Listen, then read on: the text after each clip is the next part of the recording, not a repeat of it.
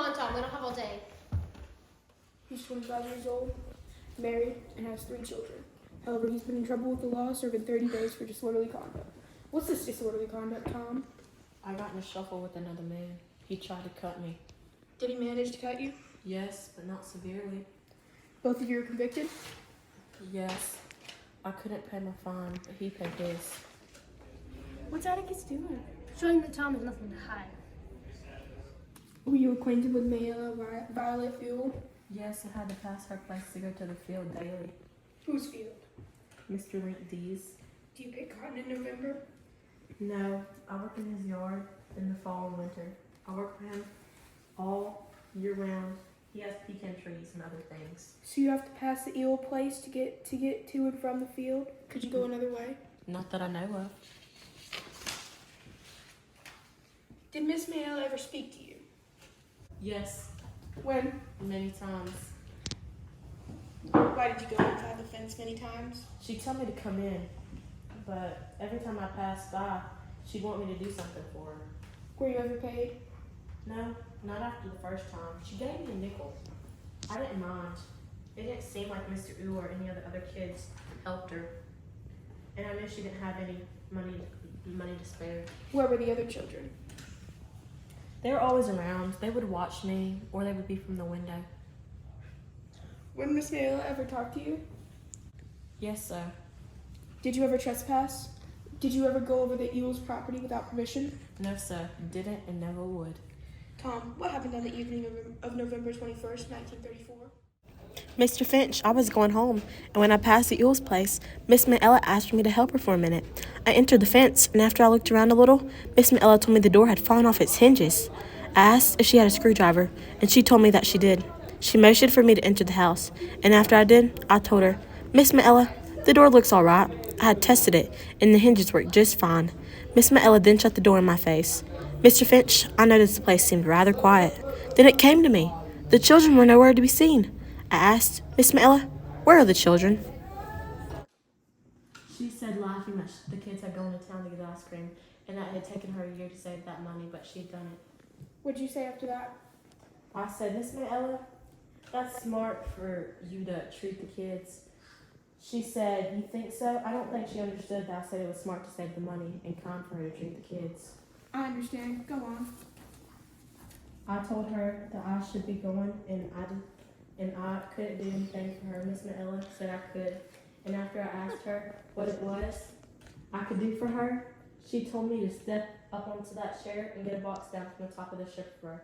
Was it the same chaperone that you busted up? No, sir, it was a tall one, as tall as the room.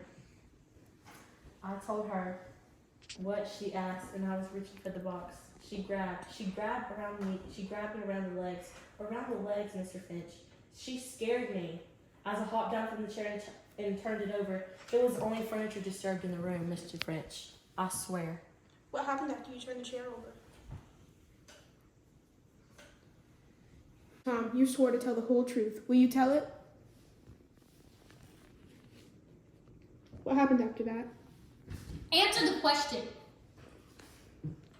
Mr. Finch, I got down from the chair, turned around, and she just kind of jumped on me. She jumped on you? Violently? No, sir, she hugged me around the waist. Then what did she do?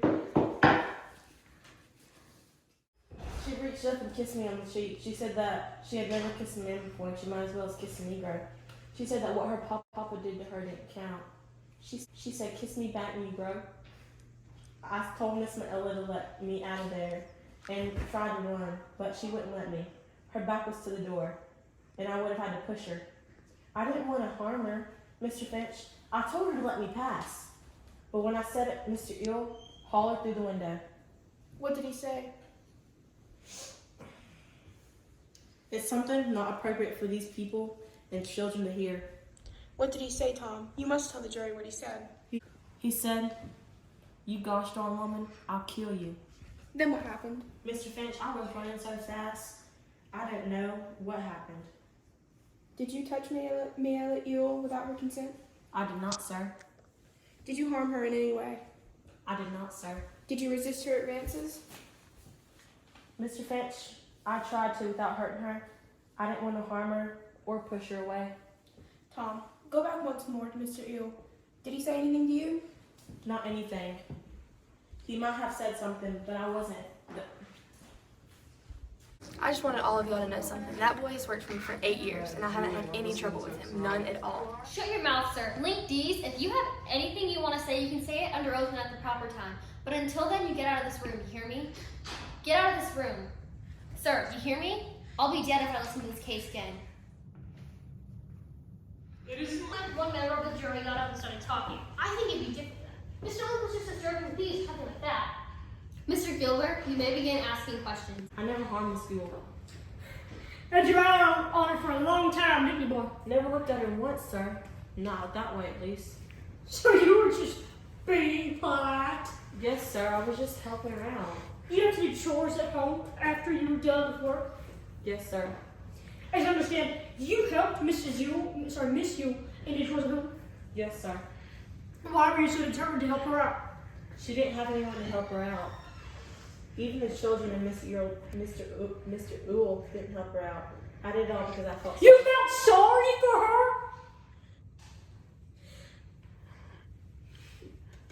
Did you enter the Yule residence on the night of November 21st? Yes, sir. Did Mr. Yule run you off? I don't believe so. What do you mean by that? I ran off before he could see me. I was scared. Why is it that you were scared? What were you scared of? I was scared of being in court, sir. I was scared of having to face up to what I didn't do.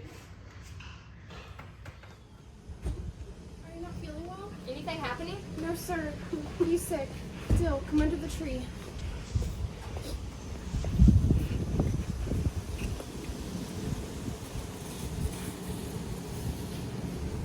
I just couldn't stand him. Who? Tom? No, Mr. Gilmer. Dill, that's his job. He's supposed to act that way. Mr. Finch didn't talk that way to Mayella, the way he sneered at Tom. Dill, he's just doing his job. I don't care. It's not right. It just makes me sick the way he was talking. That's just Gilmer's way. Mr. Finch didn't talk like that. He's not the example. He's the exception. That's not what I mean.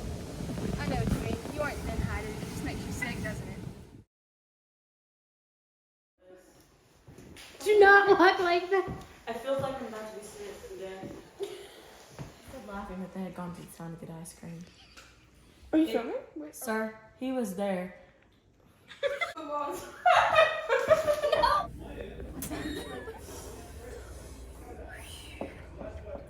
I'll be dead if I listen to this case again.